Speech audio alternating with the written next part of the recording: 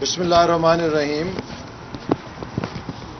آج ملتان کی میڈیا کے ساتھ مل کے بہت خوشی ہو رہی ہے، اور جیسا کہ پورا پاکستان اس وقت اس حکومت کی سزا کاٹ رہا ہے، جنوبی پنجاب بھی جس کے ساتھ بہت جھوٹے وعدے کیے گئے تھے وہ بھی سزا کاٹ رہے ہیں۔ یہ حکومت جس نے کہا تھا کہ پہلے 90 دنوں میں یہ جنوبی پنجاب کو علیحدہ صوبہ بنائے گی، آج 3 سال ہو چکے ہیں اور اس صوبے کا دور دور تک نام و نشان نہیں۔ اور مسلم لیگ نون نے تقریباً 2 سال سے قومی اسمبلی میں آئینی ترمیمی بل جس کے تحت جنوبی پنجاب اور بھاولپور صوبے تشکیل دیے جائیں جمع کرا رکھا ہے، اور حکومت کو ہم نے بلینک چیک دیا تھا کہ آپ جب بھی اس کے اوپر ہمارے ووٹ چاہیں گے ہم غیر مشروط طور پہ بھاولپور اور جنوبی پنجاب کے صوبوں کو بنانے کے لیے ووٹ دینے کے لیے تیار ہیں۔ لیکن حکومت کی نیت میں فطور ہے، جیسے انہوں نے جھوٹے وعدے کیے کہ بجلی سستی کریں گے، گیس سستی کریں گے، 1 کروڑ نوکریاں دیں گے، 50 لاکھ گھر دیں گے، اسی طرح جنوبی پنجاب کے عوام کے ساتھ بھی دھوکہ کیا ہے۔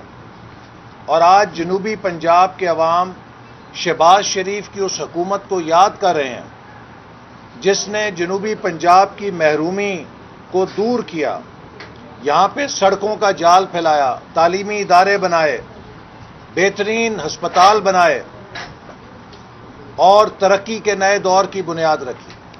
تو اس لیے میں ملتان سے یہ پیغام پہلے تو جی ہاں 6 یونیورسٹیاں ہاشمی صاحب بتا رہے ہیں کہ جنوبی پنجاب میں شہباز شریف صاحب نے دی، ملتان کے اندر، تو یہ ایک بہت بڑا تحفہ تھا جس کے اوپر اس حکومت نے آ کر پورے ملک کی ترقی پہ پانی پھیر دیا ہے۔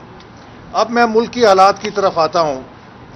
سب سے پہلے جو میں بات کرنا چاہتا ہوں وہ یہ کہ آج ہر محب وطن پاکستانی سے میری اپیل ہے، یہ اپیل مسلم لیگ نون کی نہیں ہے، یہ اپیل ایک سیاسی کارکن کی نہیں ہے، یہ اپیل ایک پاکستانی کی ہے کہ اپنے ملک کو بچانے کے لیے ہر پاکستانی کو کھڑا ہونا پڑے گا، اٹھنا پڑے گا، اپنی آواز بلند کرنی پڑے گی۔ یہ حکومت اپنی نالائکی کے بوجھ کی وجہ سے اب پاکستان کے مفادات کا سودا کرنے پر اتر آئی ہے، چونکہ یہ ملک ان سے چل نہیں رہا، معیشت کریش کر دی ہے، معیشت دیوالیہ کر دی ہے۔ جیسے گاڑی ناکارہ ہو جائے، اس کے تیل کے پیسے ختم ہو جائیں تو آپ اس کو 10 فٹ چلانے کے لیے لوگوں سے بھیک مانگتے ہیں کہ کوئی پیٹرول دے دے، اور اس گاڑی کو یہ ثابت کرنے کے لیے کہ ابھی یہ چل رہی ہے آپ ہر چیز کا سودا کر کے اس سے جو بھی تیل ڈالے آپ کی عزت لے جائے، آپ کی خود مختاری لے جائے، لیکن آپ نے یہ ثابت کرنا ہے کہ ابھی گاڑی چل رہی ہے۔ آج پاکستان کی معیشت کو برقرار رکھنے کے لیے $500 ملین IMF سے قسط حاصل کرنے کے لیے اس حکومت نے پاکستان کی مالیاتی خود مختاری کا سودا کر دیا۔ یہ اتنا بڑا وار ہے، اگر ہم نے اس کا راستہ نہ روکا تو ہماری آنے والی نسلیں بھی بین الاقوامی سامراج اور IMF کی غلام ہو جائیں گی۔ میں PTI کے اراکین اسمبلی سے بھی اپیل کروں گا کہ اگر ان کے اندر پاکستانیت کی رمق ہے تو وہ اسٹیٹ بینک کے اس آرڈیننس کو مسترد کریں جو حکومت IMF کے شرط کے اوپر بلڈوز کر کے منظور کرانا چاہتی ہے، جس کا آرڈیننس جاری کرنا چاہتی ہے اور پھر اسے اسمبلی سے مہر لگوانا چاہتی ہے۔ اس اسٹیٹ بینک کے قانون کے ذریعے ہمارا قومی مالیاتی ادارہ پاکستان کی پارلیمنٹ اور عوام کو جواب دہ نہیں رہے گا، یہ IMF کو جواب دہ ہو جائے گا۔ پاکستان کی معیشت کے مالک اور حکمران پاکستان کے عوام نہیں ہوں گے، بلکہ پاکستان کو قرض دینے والے ادارے اس کے مالک ہوں گے۔ پاکستان کی ترقی، گروتھ اسٹیٹ بینک کے دائرہ کار سے نکال دی جائے گی، اور اس کے بعد اسٹیٹ بینک کیا کرے گا کوئی نہیں جانتا، کیونکہ اس کے تمام عہدیداروں کو کوئی ادارہ پوچھ نہیں سکے گا۔ تو پاکستان کی خود مختاری پر یہ بہت کاری وار ہے جو حکومت اپنی نالائکی اور ناکامی پہ پردہ ڈالنے کے لیے، چونکہ اسے $500 ملین چاہیے، اگر نہیں ملیں گے تو معیشت بیٹھ جائے گی، اب وہ ملک کا سودا کر رہی ہے۔ اسی طرح IMF کو راضی کرنے کے لیے 900 ارب کے مالیاتی اقدامات آرڈیننس کے ذریعے نافذ کر دیے گئے ہیں۔ یہ پاکستان کے آئین کی صریحاً خلاف ورزی ہے۔ پاکستان کے آئین کا آرٹیکل 73(1) واضح طور پہ کہتا ہے کہ جو بھی منی بل ہوگا وہ نیشنل اسمبلی سے اوریجنیٹ کرے گا۔ منی بل کو آرڈیننس کے ذریعے نافذ نہیں کیا جا سکتا۔ اینی منی بل شیل اوریجنیٹ ان نیشنل اسمبلی، اور وہی آرٹیکل 73(2) تشریح کرتا ہے کہ منی بل کسے کہتے ہیں۔ اس کی پہلی شق یہ ہے کہ اینی امپوزیشن، ایبولیشن، ریمیشن، آلٹریشن اور ریگولیشن آف اینی ٹیکس، کہ کسی قسم کا ٹیکس نافذ کرنا، کسی قسم کا ٹیکس ایبولش کرنا، کسی قسم کے ٹیکس کو استثناء دینا، کسی قسم کے ٹیکس کو ریگولیٹ کرنا، یہ سارا عمل منی بل کہلاتا ہے۔ اور منی بل کو سوائے قومی اسمبلی کے اوریجنیٹ نہیں کیا جا سکتا۔ منی بل کی ناٹ اوریجنیٹ ان پریزیڈنسی، ان ایوان صدر۔ عارف علوی صاحب نے ایوان صدر کو POF بنا دیا ہے، پاکستان آرڈیننس فیکٹری۔ ہمیں تو یہ خیال تھا کہ وہ صرف واہ کے اندر اسلحہ بنتا ہے، لیکن اب ایوان صدر بھی پاکستان آرڈیننس فیکٹری ہے، جہاں سے روز نئے آرڈیننس تیار ہو کے نکلتے ہیں جو پارلیمنٹ کو بائی پاس کرتے ہیں۔ تو 900 ارب روپے کی ٹیکسیشن کی جا رہی ہے، اور پارلیمنٹ کو ہوا تک نہیں لگنے دی جا رہی۔ پارلیمنٹ کو نظر انداز کر کے، بلڈوز کر کے، ایوان صدر سے آرڈیننس جاری کر کے 900 ارب کی ٹیکسیشن لگائی جا رہی ہے۔ یہ پاکستان کی پارلیمنٹ کی خود مختاری پہ حملہ ہے، پاکستان کے آئین پہ حملہ ہے۔ اس حکومت کے نزدیک نہ آئین کی کوئی حیثیت ہے، نہ پارلیمنٹ کی کوئی حیثیت ہے، نہ قومی مالیاتی خود مختاری کی کوئی حیثیت ہے، جس کو آپ اندازہ کر سکتے ہیں جس قسم کی یہ قانون سازی کر رہے ہیں۔ آج انہوں نے پاکستان کے ایک اور ادارے پہ حملہ کیا ہے، اور وہ ہائر ایجوکیشن کمیشن ہے۔ پچھلے چند سالوں میں ہائر ایجوکیشن کمیشن کے ذریعے پاکستان کی اعلیٰ تعلیم جو ہے اس میں ایک تبدیلی آئی، اور 2013 میں جب ہم آئے حکومت میں تو پیپلز پارٹی ہائر ایجوکیشن کمیشن کو متروک کر چکی تھی، اور خود ان کے اپنے جو چیئرمین ہائر ایجوکیشن کمیشن لگائے ہوئے تھے لغاری صاحب، وہ بھی ان کے خلاف بیان دے رہے تھے، اس کی فنڈنگ ختم ہو چکی تھی۔ مسلم لیگ نون نے پاکستان کے نوجوانوں کو اعلیٰ تعلیم دینے کے لیے اس ادارے میں دوبارہ روح پھونکی۔ ہم نے اس کا ڈیولپمنٹ بجٹ 13 ارب سے بڑھا کے 46 ارب کر دیا۔ اس کا جو ٹوٹل بجٹ ہے وہ 35 ارب سے اٹھا کے 10 ارب کے قریب پہنچا دیا، 3 گنا اضافہ کیا اس کے بجٹ میں۔ پورے پاکستان میں جامعات کے کیمپسز ہر ضلع میں کھولنے جیسے منصوبے شروع کیے، پی ایچ ڈی اسکالرشپس کو دوبارہ شروع کیا، U S Pakistan knowledge corridor کے نام پہ 10,000 پی ایچ ڈی اسکالرز کے لیے پیسہ دیا، اور بے شمار اسی طرح نالج ریلیٹڈ انیشیٹو شروع کیے، جس سے پاکستان کی اعلیٰ تعلیم میں ایک انقلاب پیدا ہونا شروع ہوا۔ پاکستان کے اندر دوبارہ ریسرچ پبلیکیشنز کا احیاء ہونے لگا۔ 2018 میں یہ حکومت آئی، اس نے ہائر ایجوکیشن کمیشن کے اوپر کلہاڑا چلایا، اس کے فنڈز کاٹ دیے، دوسرے سال پھر فنڈ کاٹ دیے، اور سب سے پہلے انہوں نے پاکستان کی یونیورسٹیز کو اپاہج کیا، فائنینشلی بینکرپٹ کیا۔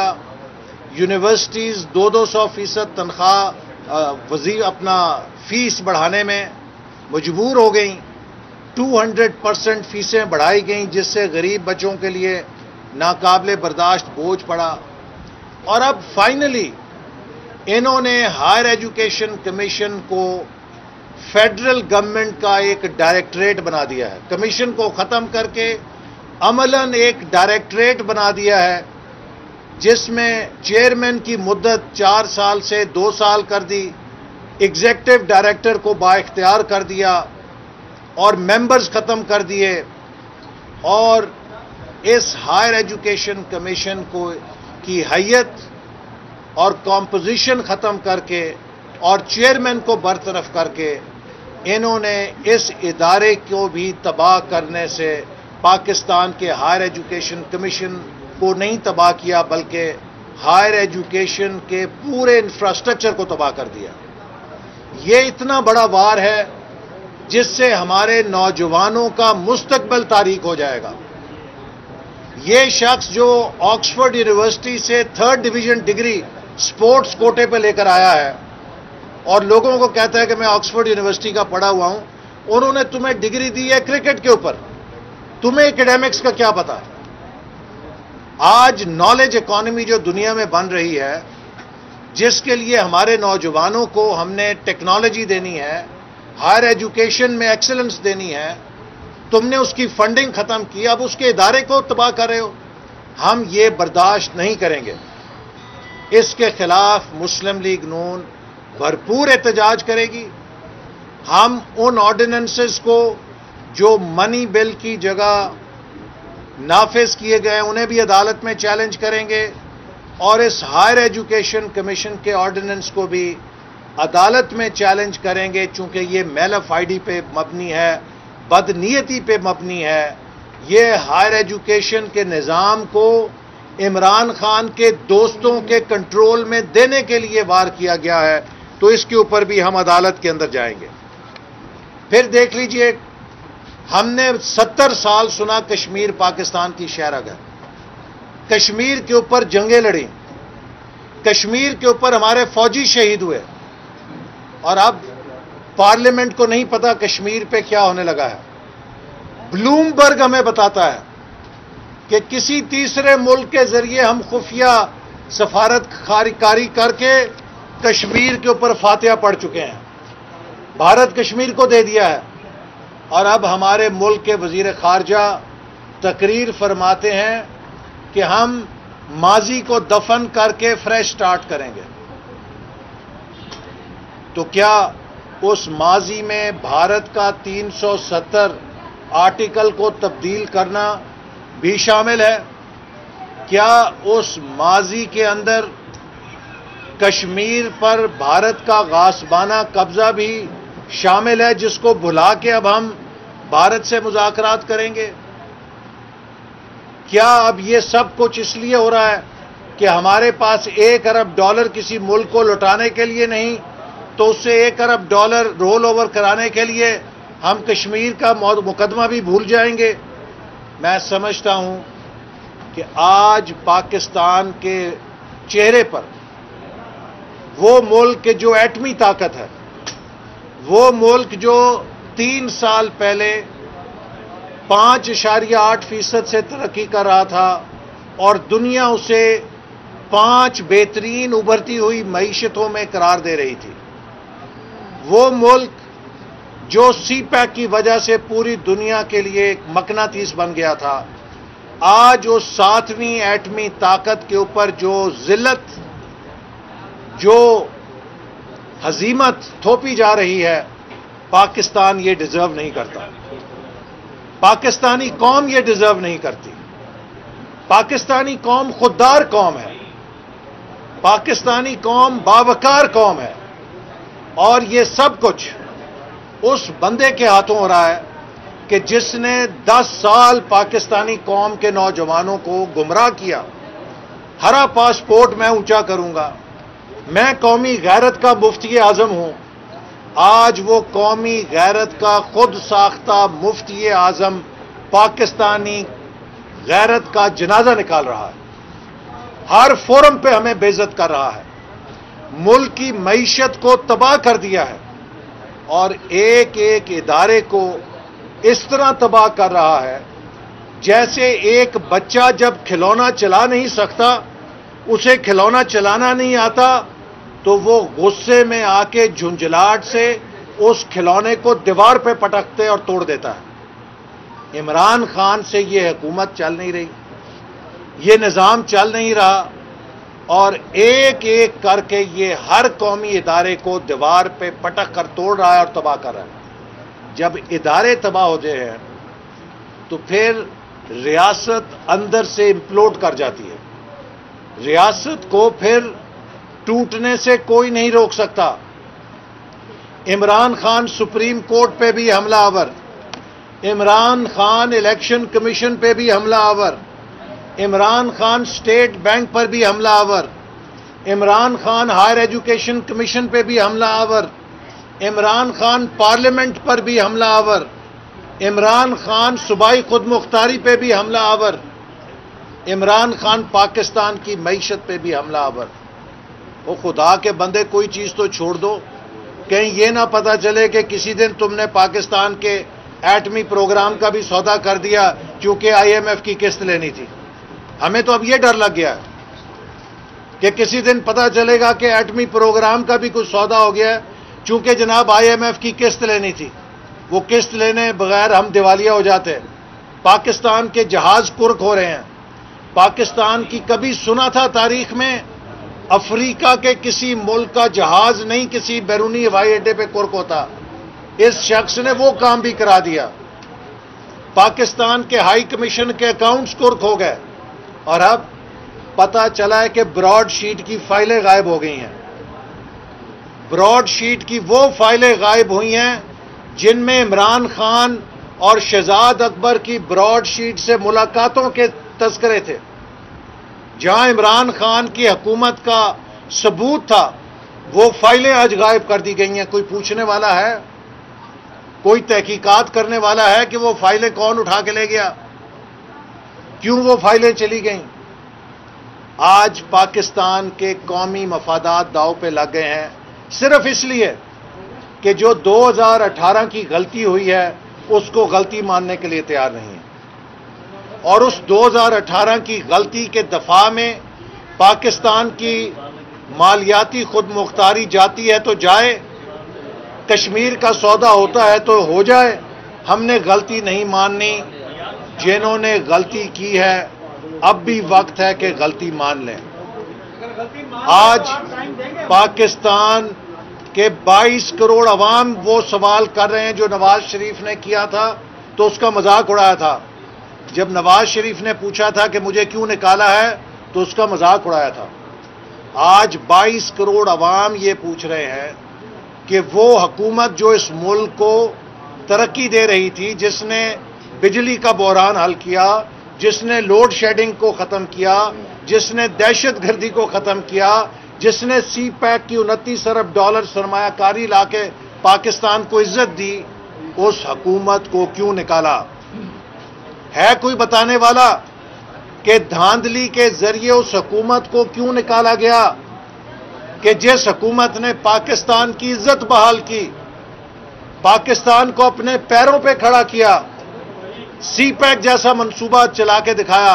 میں سوال کرتا ہوں، بتائے کوئی مجھے پچھلے 3 سالوں میں کون سا $1 کا نیا منصوبہ ہے جو سی پیک پورٹ فولیو میں ایڈ ہوا ہے؟ جو منصوبے ہم شروع کر گئے تھے وہ بھی ختم نہیں ہو رہے ان کے ساتھ، اور سی پیک اتھارٹی بنا کے بڑے خوش ہیں کہ جی ہم نے سی پیک کو 4 چاند لگا دیے ہیں۔ آپ نے چین کو بھی ناراض کیا چونکہ آپ نے سی پیک منصوبوں کے اوپر جھوٹے الزامات لگائے۔ وہ دوست ملک جو آپ کے ساتھ کھڑا ہوا مشکل وقت میں، آپ نے اس کو کہا کہ کرپشن کی ہے سی پیک کے منصوبوں کے اندر۔ سعودی عرب کو آپ نے ناراض کر دیا۔ کون ہے آج آپ کے ساتھ؟ خارجہ پالیسی تباہ، اور امریکہ کے صدر 40 ممالک کو بلاتے ہیں دنیا سے۔ نیپال، اس میں بھوٹان بھی ہے، اس میں بنگلہ دیش بھی ہے، اس میں انڈیا بھی ہے جنوبی ایشیا سے۔ ساؤتھ ایشیا میں پاکستان کی اب حیثیت بھوٹان جتنی بھی نہیں رہی۔ کلائمیٹ چینج میں تو ہم 10 سب سے زیادہ متاثر ہونے والے ملکوں میں ہیں۔ گلیشیئر ہمارے سارے پگھلنے جا رہے ہیں۔ سب سے بڑا جو ایکولوجیکل ڈیزاسٹر ہے اس کا ہم نشانہ بننے والے ہیں، اور جو 40 سربراہان مدعو کیے گئے ہیں اس میں پاکستان نہیں ہے۔ کیوں؟ انہیں شاید پتہ لگ گیا ہے کہ جو کلائمیٹ چینج کے نام پہ بلین سونامی ٹری کا سکینڈل ہے، اس کے سربراہ کو ہم نے بلایا تو کہیں ہم بدنام نہ ہو جائیں کہ کرپٹ حکمران کو جس نے کلائمیٹ چینج بھی بیچ ڈالی، سونامی ٹری کا بھی سودا کر دیا، اس کو ہم نے بلا لیا۔ آج یہ پاکستان کی حیثیت ہو گئی ہے کہ ان 40 ملکوں میں بھی پاکستان نہیں۔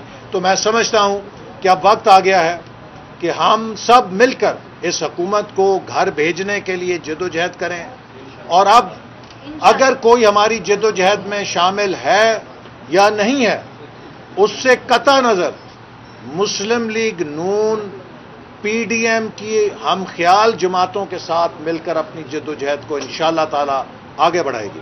یہ بتائیے سر کہ پیپلز پارٹی جو ہے اس نے آپ کو بائی پاس کرتے ہوئے اپنا اپوزیشن لیڈر بنا دیا ہے، اور اس سے صاف لگ رہا ہے کہ وہ آپ سے علیحدہ ہو گئے ہیں۔ دیکھیے، پی ڈی ایم کا مستقبل کیا دیکھتے ہیں؟ اور پیپلز پارٹی نے جو کیا ہے ہمیں اس پہ دکھ ہے، لیکن انہوں نے اپنا نقصان کیا۔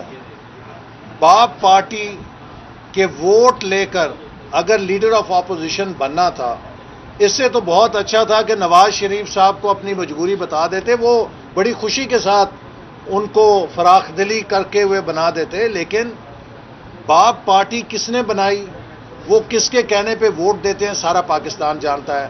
تو اب اگر پیپلز پارٹی حکومت سے ادھار لے کر لیڈر آف اپوزیشن بنی ہے تو پھر تو وہ خود بھی سلیکٹڈ ہو گئی ہے، سلیکٹڈ لیڈر آف اپوزیشن۔ یہ فیصلہ گھاٹے کا ہے یا فائدے کا ہے، یہ خود وقت بتائے گا، لیکن ہم سمجھتے ہیں کہ پیپلز پارٹی نے پی ڈی ایم کی جدوجہد کو شدید دھچکا لگایا ہے، لیکن یہ دھچکا پی ڈی ایم کو نہیں لگا، خود ان کو لگے گا، اور جو پی ڈی ایم کی ہم خیال جماعتیں ہیں وہ انشاءاللہ تعالی اس اصولی موقف پہ کاربند ہیں اور اپنی جدوجہد جاری رکھیں گے۔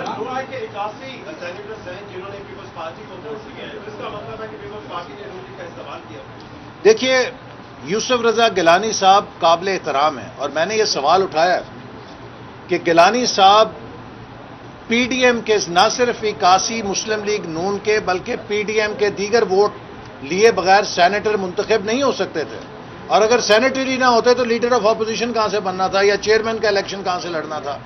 تو ان کا یہ جمہوری اخلاقی فرض تھا کہ انہوں نے جو بھی قدم اٹھانا تھا اس سے پہلے وہ پی ڈی ایم جماعتوں کو اعتماد میں لیتے، انہوں نے کسی کو اعتماد میں نہیں لیا، اور یہ میں سمجھتا ہوں کہ بد عہدی ہے جو انہوں نے اپنے ووٹرز کے ساتھ کی ہے۔ اچھا سر، یہ آپ نے تمام ملک کے حالات کا بھی جواب ہے معاشی طور پر کشمیر کے معاملے پر، اس کا ذمہ دار صرف اور صرف آپ نے عمران خان کو قرار دیا ہے، کیا صرف عمران خان ہی قرار دار ساری ذمہ دار ہے؟ دیکھیے، عمران خان اس تباہی کے ذمہ دار ہیں، اور جو بھی عمران خان کی حکومت کو کندھا دینے والے ہیں وہ بھی ذمہ دار ہیں۔ ابھی آپ کہہ رہے تھے کہ حکمران جو ہے وہ قوم سے معافی مانگ رہے ہیں، اس کا مطلب یہ ہے کہ آپ کے یہاں معافی کا کھانا موجود ہے؟ کس چیز کا؟ قوم سے معافی مانگے. ہم نے تو قوم سے کہا ہے قوم سے معافی مانگے. دیکھیے یہ جو 2018 میں ہماری حکومت کو نکالا ہے ہمیں کیا نقصان کیا ہے؟ ہم تو چلیں ذمہ داریوں سے بچ گئے، لیکن یہ اجاڑا پاکستانی قوم کا ہوا ہے، پاکستان کے نوجوانوں کا ہوا ہے جن کا مستقبل ان سے چھینا گیا ہے. تو جنہوں نے بھی یہ کھیل کھیلا تھا انہیں پاکستانی قوم سے معافی مانگنی چاہیے کہ ہم سے غلطی ہو گئی اور ہمیں اس سے سبق سیکھنا چاہیے. اگر اس غلطی پہ اصرار کیا اور جاری رکھا تو ہم اس دلدل میں پھنس جائیں گے جہاں پہ پھر جیسے آج اسٹیٹ بینک کا سودا کیا ہے خاکم بدہن پاکستان کے ایٹمی پروگرام کا سودا نہ کرنا پڑ جائے.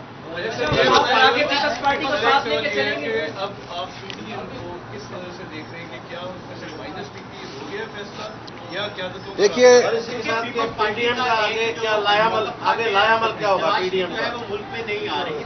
دیکھیے جو پیپلز پارٹی نے باپ پارٹی کے ساتھ الائنس کیا ہے تو اس کا مطلب یہ ہے کہ انہوں نے پی ڈی ایم سے اپنی راہ جدا کر لی ہے اور اب ایک نیا الائنس انہوں نے پیدا کیا ہے جس میں پیپلز پارٹی، جماعت اسلامی، اے این پی اور باپ پارٹی ہیں. تو وہ ایک نیا اتحاد انہوں نے بنایا ہے.